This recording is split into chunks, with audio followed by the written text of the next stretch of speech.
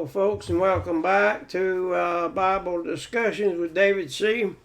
I have to apologize for a little bit of a layoff there. I wanted to post at least once a week, but sort of got sidetracked with health and some other problems. And I pray that you'd understand. Going in for surgery tomorrow, my third surgery in 6 months on the same hand. So remember me in prayer. But let's get down and get back to where we're at. We've covered the priest and their garments and the Sanhedrin. And now I want to get into the specifics of the priest. Now, the priest is mentioned 669 instances in the Old Testament, 15 instances in the New Testament. Now you have to understand when I say instances, sometimes it may have mentioned it once or twice or maybe 3 times in the same verse. So that's not the amount of verses, it's just the instances. Now the priest and the priesthood, as we've stated before, was of the Levite tribe. And there again, stating and being a little redundant, all the Levites weren't priests, but all the priests were Levites. So we look at that, but the priesthood was actually instituted by God after the children of Israel left Egypt and during the Exodus. So God set up the priesthood. And in Numbers chapter 3, 11 through 13, he said, "And the Lord spake unto Moses, saying, And I, behold, I have taken the Levites from the children of Israel instead of the firstborn that openeth the matrix among the children of Israel. Therefore the Levites shall be mine, because all of the firstborn are mine. For in the day I smote all the firstborn in the land of Egypt, I hallowed unto me all the firstborn of Israel, both men and beast. Mine shall they be. I am the Lord." Now, you remember as we went through some of the degrees of this when they left. First it started with the firstborn. Then it got on down to where God chose, and then finally he came up and he said, "Aaron, I want you to have the priesthood, the Levites. And you have to be a Levite to be a priest." So we look at that, and it's very interesting because the Levites belong to the Aaronic tribe. And they were the descendants of Aaron. And of course, Miriam was a Levite. She was the sister of Moses and Aaron. And Moses was a Levite, but he was not assigned in the priesthood. That's God chose Aaron and his descendants to be the priest and to take over as priest. So we look at that and we understand that God set them aside. God picked Aaron and to set him aside where the priesthood would come out of his lineage. And there were other, like I say, Miriam and Aaron and Moses were all Levites. But God chose Aaron. He had Moses as a leader, and he led them through the desert. He talked with God. He met with God, and we know that. And God chose Aaron.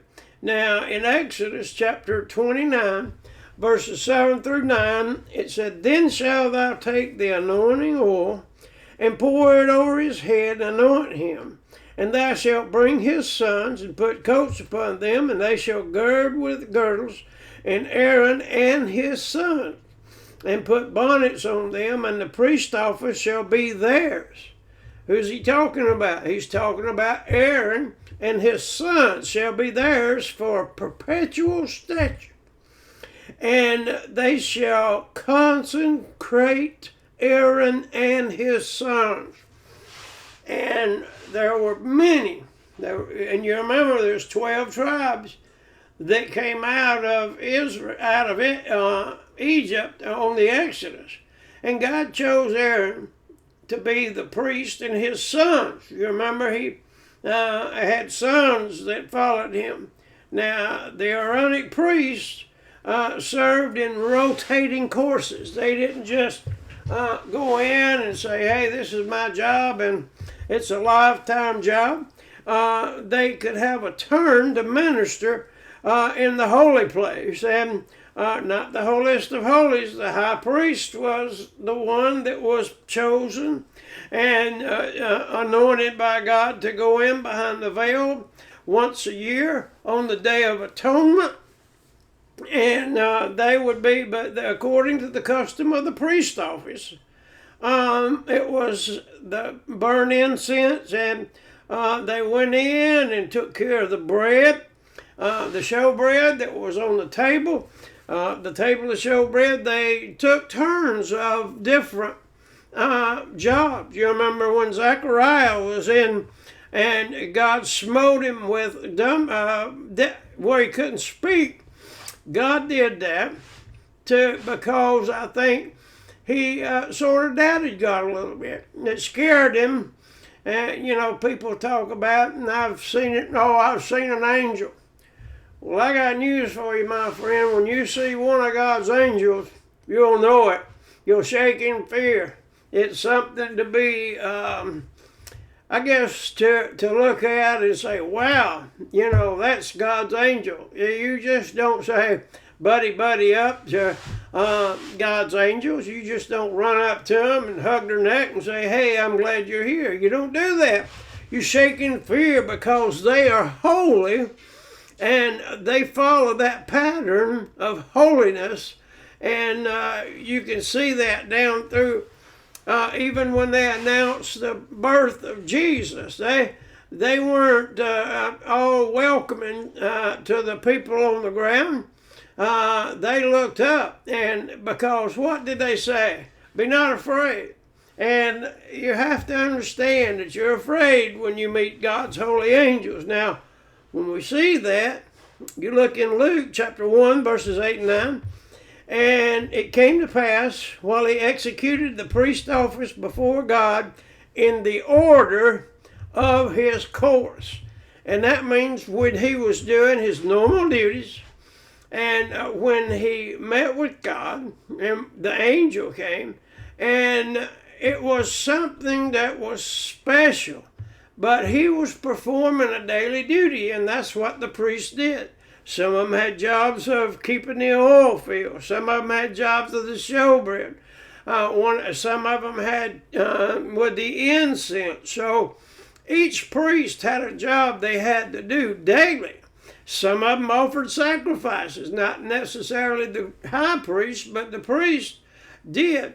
And they would, because, when you look at it, and you remember when Jesus healed the leper, he said, show yourself to the priest, because that was the law. If you were cleansed or if you were healed, you had to present yourself to the priest, and he would declare you clean after you've been unclean. So that was a job of the priest. And the Lord set apart the entire tribe of Levi and for that special service. And Levi came the priest, and the high priest and the chief priest were all Levites that came from Aaron and his sons. That's how it went down.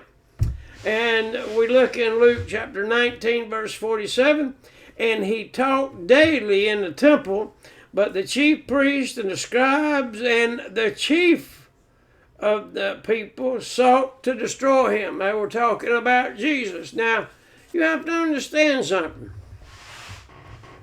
The priests and the scribes and the high priest, Caiaphas and Annas and these guys, they all got together and they said, hey, we need to really take care of this guy and get him out of here. We need him not to be stirring up this new religion he's talking about, that he's God.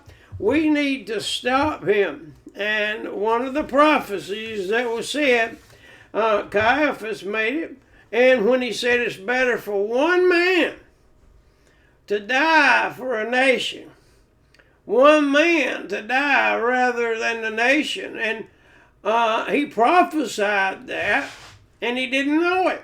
And it was a good thing because God had said it and sent his son down. And he was given the opportunity to come and serve and sell and offer himself as the spotless, pure Lamb of God. Now understand something. He came from the lineage of David. And because he came from the lineage of David, he wasn't allowed to do any priestly duties. None.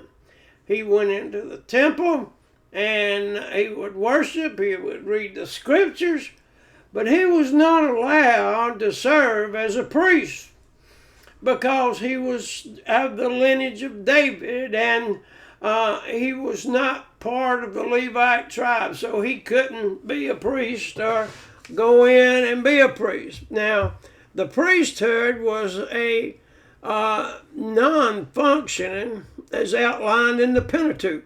The Pentateuch had special ways that they had to serve, and they had to go in and out, and how they dressed, and they had to be pure. But the Sanhedrin, for example, the Sanhedrin was not of the Mosaic concept. That wasn't what God gave him when he went on the mount and received the law and the Ten Commandments. There's a misunderstanding. Let me straighten it out here. I've heard a lot of people say, well, Moses went up and got the Ten Commandments. No, Moses went up and got the pattern for the tabernacle, and he got the law, and the law included the Ten Commandments. But the Ten Commandments wasn't the only thing that God gave Moses on the mountain. He gave him the law. He gave him the pattern of the tabernacle. Now, what is a pattern? And there's a tabernacle in heaven, and that's the pattern that God gave them that they had to serve for on this earth while they worshiped him and while they were in the wilderness. But we look at that, and the Sanhedrin probably began around 70 BC. And they say that Alexander Jannaeus and the Hasmonean king of Judea. And eventually the Sanhedrin consisted of about 70 people, sometimes 71. Some scholars say that it included the high priest, which would put it at 71. But usually the high priest was what you would call the president of the body, or the head of the body of the priest that served, and he was sort of the commanding priest that took care of everything. But we look at that, and he was charged, but you had the Pharisees and the Sadducees, and the purpose of the Sanhedrin was to set or act as a tribunal for making decisions regarding the law. Now, that's what the Sanhedrin did, but that wasn't part of the Mosaic plan that God set down. Now, you remember we talked about Jethro when he came, and he talked to Moses, and he said, you've got too much on you.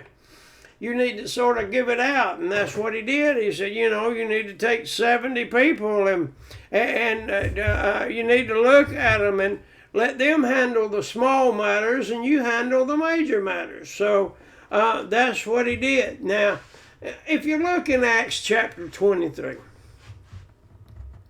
Paul's here talking about the priest and the high priest, and when they were talking about crucifying Jesus, they had the high priest, Annas, and they went to the house of Annas, and then they went to Caiaphas' house, and what they did was they set things up for their own pleasure because they didn't want Jesus persuading them.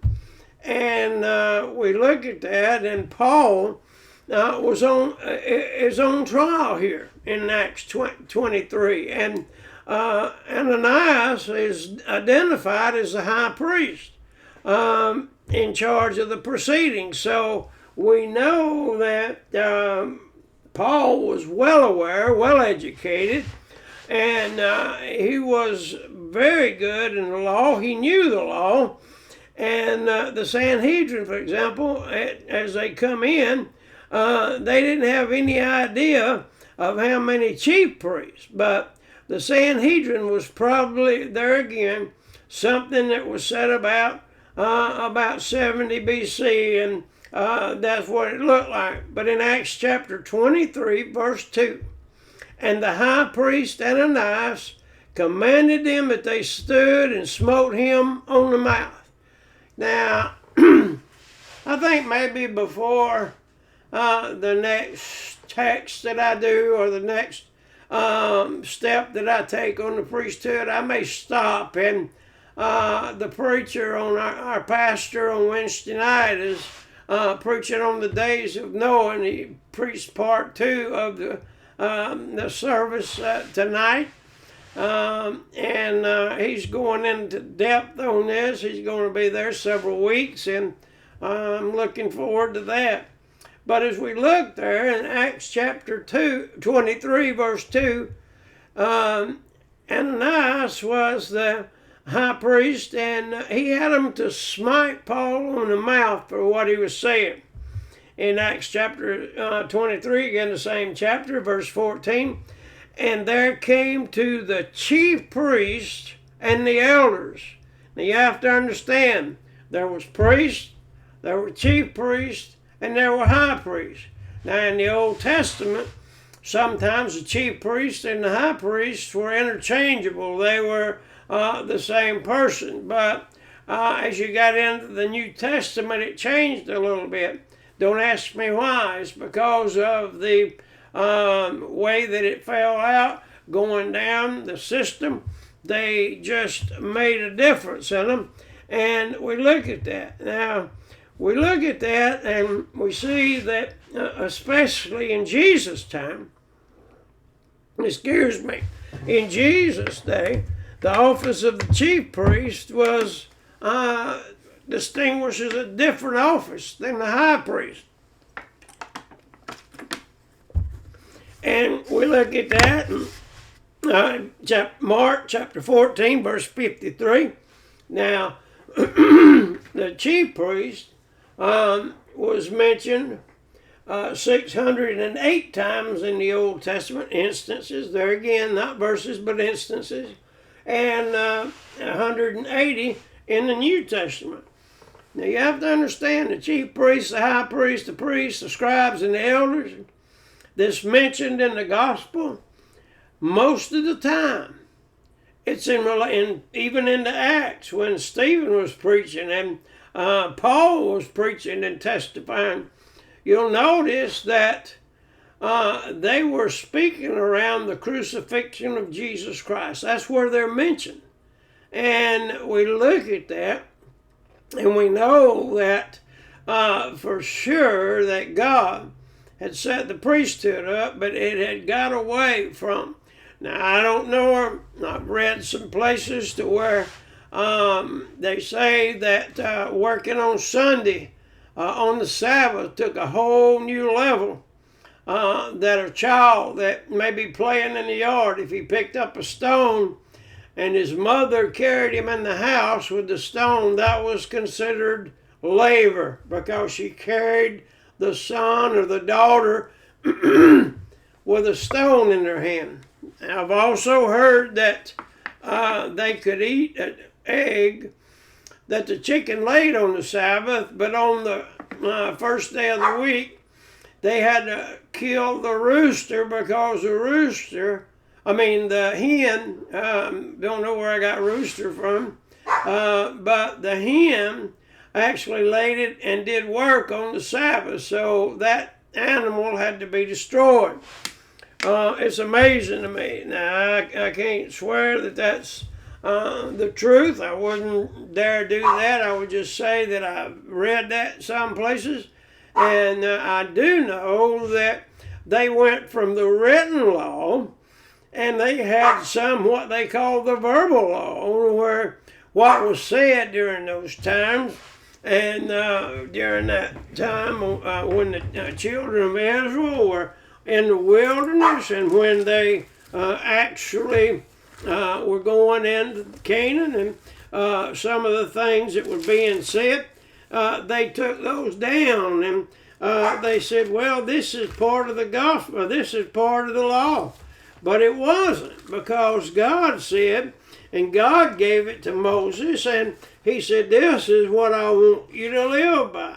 And in doing so, they started making up laws or having laws that said this and said that, and they were supposed to be oral laws, and they were supposed to have something new, but it's not that way. It just don't happen that way. God didn't plan it that way for verbal law. It's like these guys now, these guys that say, I talk to God. I talk to God too, but when I hear from God, it's this right here. It's not where God speaks to me in a verbal voice. Let me say this. And I'm not one much for criticizing people on my Bible discussions, but I heard Jesse Duplantis say one time that God wanted him to do this, and he said, God, I don't think I ought to do that. And he talked God out of what he should do, and God decided to do what Jesse wanted to do. Now that's heresy, my friends. God don't change his mind. God is holy. God is strong. And these people that say they talk to God and God said this and God said that, don't believe a word of it, because God hadn't talked to them other than in the scriptures. So you need to understand that. But the high priest was different, and the chief priest. But like I said in Mark, they were ranking high members of the priesthood, but they still didn't have the authority that the high priest did. Excuse me again. To go behind the veil on the Day of Atonement. And in Acts chapter 19, verse 14, everybody ought to know this story. Everybody ought to know these guys. They were talking about people casting out devils, and the Bible said in Acts chapter 19, verse 14, there were 7 sons of one Sceva, a Jew, and a chief of the priests, which did so. What they did, remember, they went around casting out devils, and then they were, devils came back in 7 times more. We have to look at that and know that that's a good example. When you remember Eli's sons, what they were doing. It's just sad where preachers and preachers' kids, I hate to say it, sometimes take advantage and they say, hey, my dad's this and my dad's that, and I'm allowed to do this and that. No, you're an individual. Your dad's an individual. So you need to look at that. But we see that the chief priest was different from the high priest. Now the high priest is mentioned, and it's 20 times in the Old Testament, 80 times, 80 instances in the Old Testament. And we see that, we know that the high priest was mentioned 60 times in the New Testament. So out of the 80 times, 20 in the Old Testament, talking about the high priest, not including the chief priest now, but 60 in the New Testament, talking about the high priest. And you have to understand again, these were referred to And it wasn't talking about their duties. It wasn't talking about anything other than having parts of the crucifixion of Jesus and how they crucified him and how they stood against him and how they said, this is what it's going to be. We're going to do it our way. We're going to get rid of this man who says he's the Son of God. Now, the high priest was the supreme religious leader of all the Israelites. So anything that happened in Israel with the 12 tribes, they came to the high priest to settle it. Now, they may have gone to a regular priest or they may have gone to a chief priest, but the high priest was the chief and the supreme leader. Now, the office of the high priest was normally hereditary. It meant that your father was a high priest. It meant that you had relations to the high priest until it got in to where Rome came in, and then the governors or the magistrates of Israel or Jerusalem, they appointed high priests due to political reasons, and they felt like that they could actually appoint the high priest for their benefit, their political benefit. So we know that it came down, and from what I understand, now we'll get into a little bit of the lineage of the high priest, but you have to understand that all the high priests would be coming from the Aaronic lineage and out of the tribe of Levi. Exodus chapter 28 verse 1. And take thou Aaron. I've already said this about Aaron and his sons, but he said, take thou Aaron and thy brother and his sons with him from among the children of Israel, that he may minister to me in the priest office, even Aaron, Nadab, Abihu, Eleazar, and Ithamar, Aaron's sons. Numbers chapter 18 verse 7. Therefore thy sons with thee shall keep the priest office for everything of the altar, and within the veil ye shall serve. I have given you a priest office unto you as a service of what? A gift. Just like the grace of God is a gift to us, he gave the priest office and the high priest office to Aaron and his sons as a what? As a gift. And the stranger that comes nigh shall be put to death. And you know, you look at that, you say, well, that's awfully strong. Yes, it is. But God has a chosen path for chosen people, and they follow that. Well, you can read in the New Testament where it says some teachers, some preachers, some evangelists. There's a different calling for different people.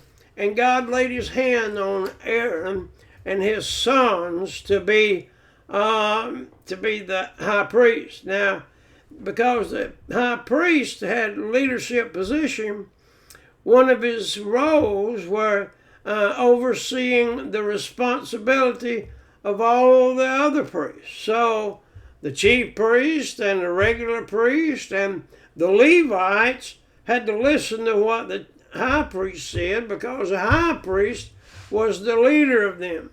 Now in 2 Chronicles 19:11, and behold, Amariah, the chief priest, over you in all matters of the Lord, and Zebadiah, the son of Ishmael, the ruler of the house of Judah, for all kings' matters. Also the Levites shall be officers before you. Deal courageously, and the Lord shall be with the good. So God said, okay, this is what I want Judah to do.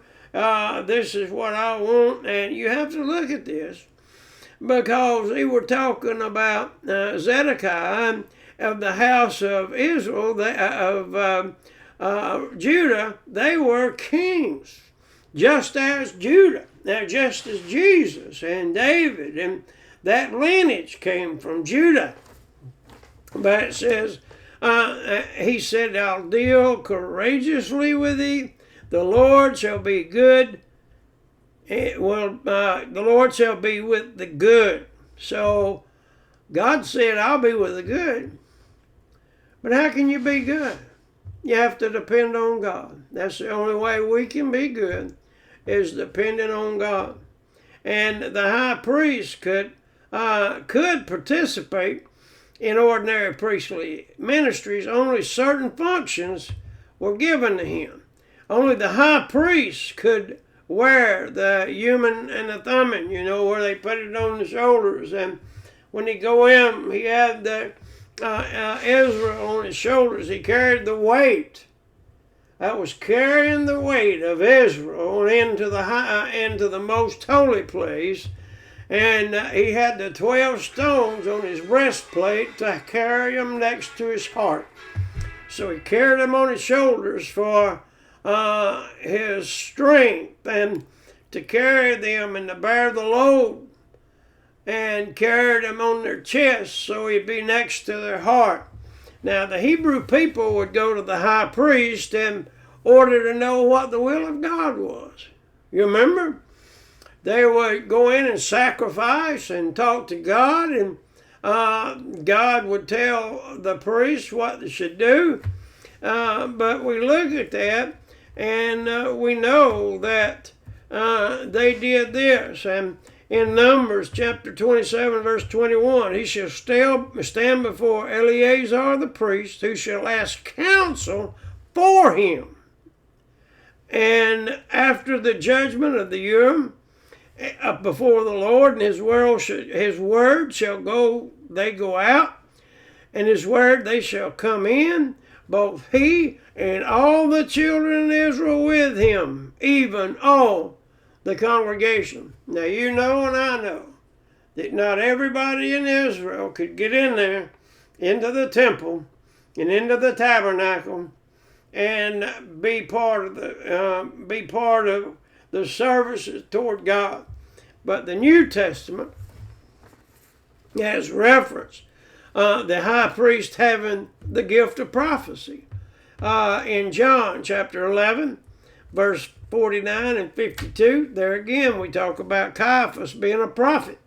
And one of them named Caiaphas, being the high priest the same year, said unto them, you know nothing at all. Nothing. Now consider that it is expedient for us that one man should die for the people, that the whole nation perish not.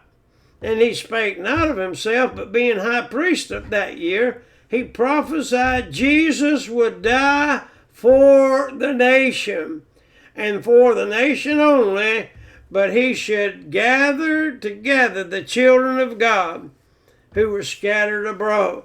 And that's in John chapter 11, verses 49 through 52. Now, there is a list of high priests in ancient Israel up until the destruction of the Second Temple in 70 A.D. Because of the lack of historical data, the list is incomplete. Nobody knows.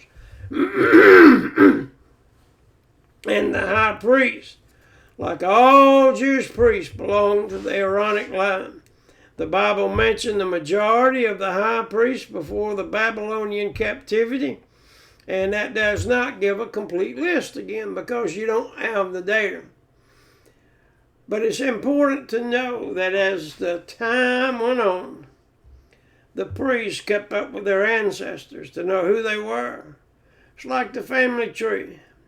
You know, people do these genealogy things to where they pay big bucks to find out who their ancestors was. The priest had to keep up with that, and they had to know, and it had to be based on historical sources. They had to know. In several periods of the non-Jewish root, high priests were appointed and removed by kings, but still the name of it. Now let me say this before I finish up, and I pray that God will bless you But there is only one thing left. You have the priest, you have the chief priest, you have the high priest, but one thing special.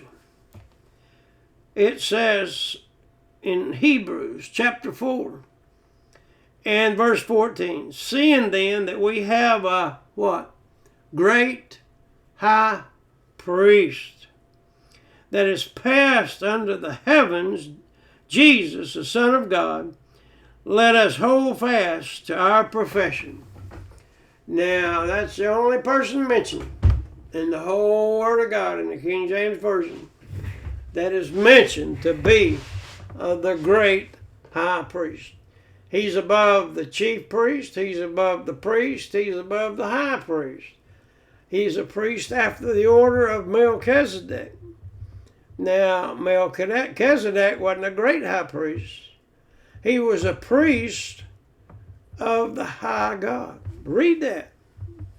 Where they're coming back and Lot gives tithe, but he said he was the priest of the Most High God.